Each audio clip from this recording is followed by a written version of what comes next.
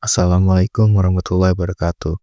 Izin memperkenalkan diri, nama saya Muhammad Meja Resudi dengan NPM 247434043.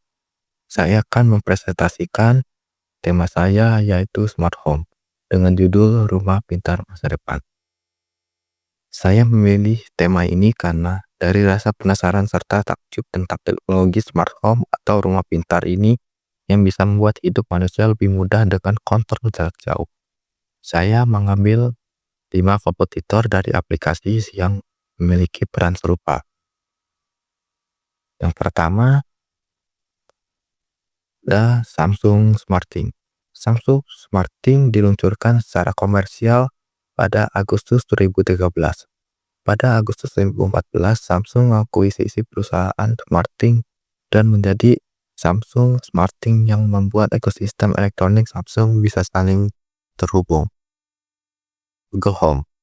Google merilis Google Home ini untuk melengkapi semua teknologi yang Google miliki. Awalnya Google ini hanya speaker pintar yang dapat merespon perkataan kita menjadi tindakan.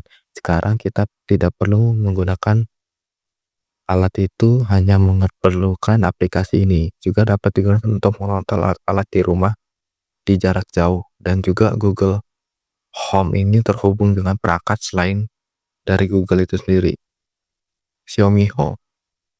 Xiaomi Home diluncurkan perusahaan Xiaomi berbarengan dengan pembukaan store alat rumah dan menjadi Xiaomi Home ini dikendalikan penuh dengan ekosistem alat-alat tersebut. Alexa Guard.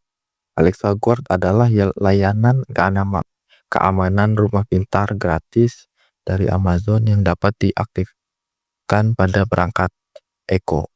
Alexa Guard dapat mendengarkan suara-suara mencurigakan seperti pecahan kaca atau asap dan CO. Jika mendeteksi suara tersebut, Alexa akan memberikan peringatan cerdas ke perangkat Anda. Apple HomeKit.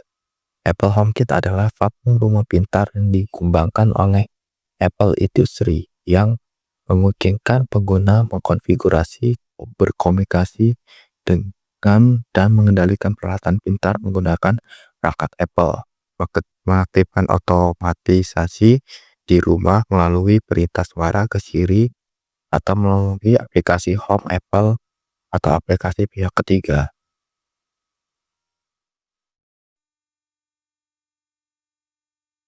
Metode pengembangan yang saya pilih adalah gabungan dari Agile dan Kanban, karena kedua metode ini cocok untuk mengembangkan smart home ini. Kalau cocok untuk mengembangkan smart home ini, kelebihan yang saling melengkapi. Agile bikin pengembangan menjadi lebih fleksibel dan gampang beradaptasi dengan perubahan, sementara Kanban membantu mengatur alur kerja menjadi lebih rapi dan jelas tahap-tahapnya. Dengan hubungan ini, saya bisa tetap menjalani proses pengembangan secara bertahap sambil terus meningkatkan kualitas berdasarkan feedback.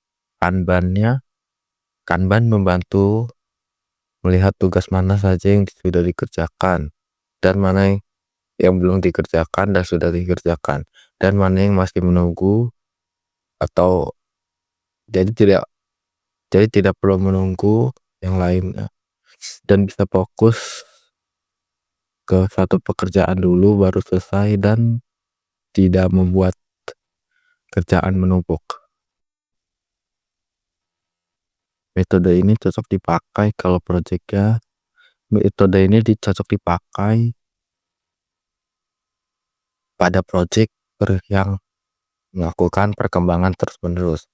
Misalnya menambahkan fitur baru atau variasi kontrol perangkat yang berbeda, tapi tetap pengen dikerjakan secara teratur dan gak ribet.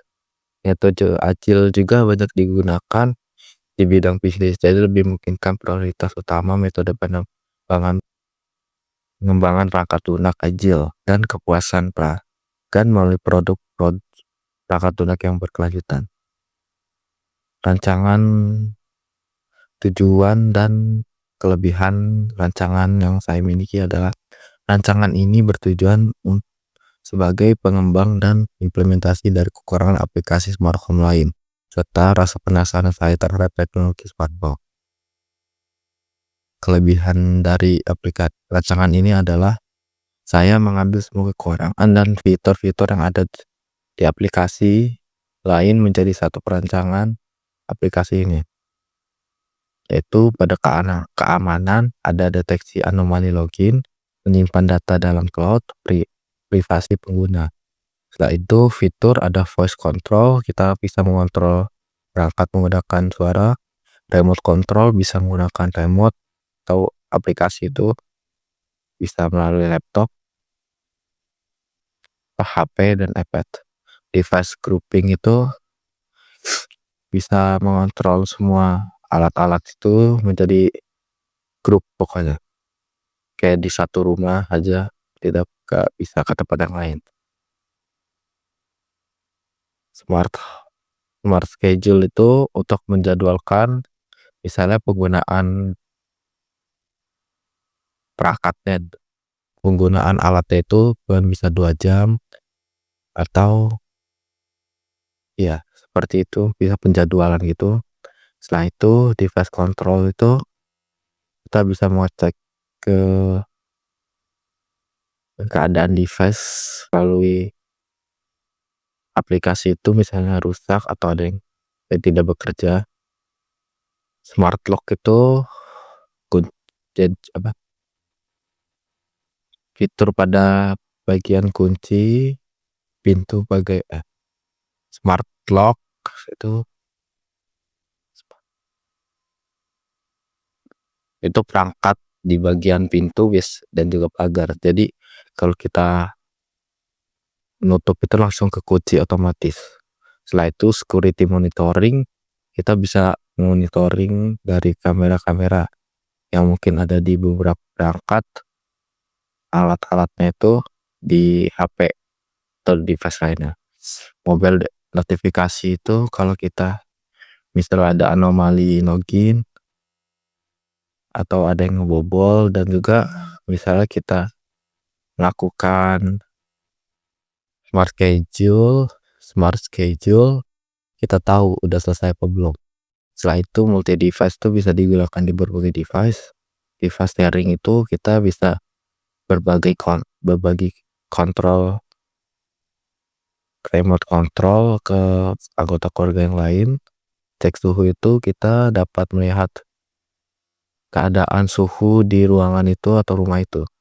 Setelah itu ekosistem yang luas.